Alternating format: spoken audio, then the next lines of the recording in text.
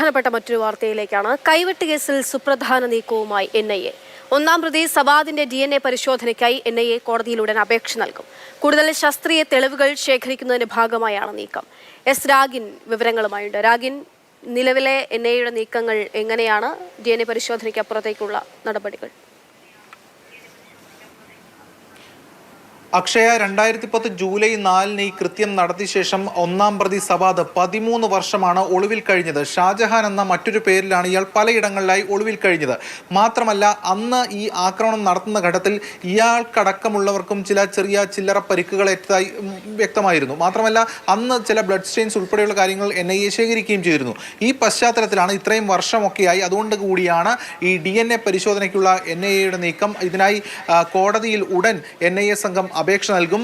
ഈ വിചാരണ വേളയിൽ ഈ ഒരു തെളിവ് വലിയ നേട്ടമാകും എന്നതാണ് NIAയുടെ വിലയിരുത്തൽ.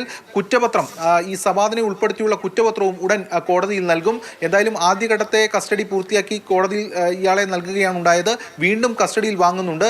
എന്തായാലും ഇയാളെ ഒളിവിൽ കഴിയാൻ സഹായിച്ച അവരടക്കമുള്ളവർ ഈ കേസിൽ പ്രതികളായി വരും. പോപ്പുലർ ഫ്രണ്ട് നേതാക്കളാണ് സഹായിച്ചതെന്ന് NIA റിമാൻഡ് റിപ്പോർട്ടിൽ വ്യക്തമാക്കിയിരുന്നു. എന്തായാലും ഇവർ ഉൾപ്പെടെയുള്ള ആളുകൾ കൂടി ഈ കേസിലേക്ക് പ്രതികളായി വരികയും ചെയ്യും.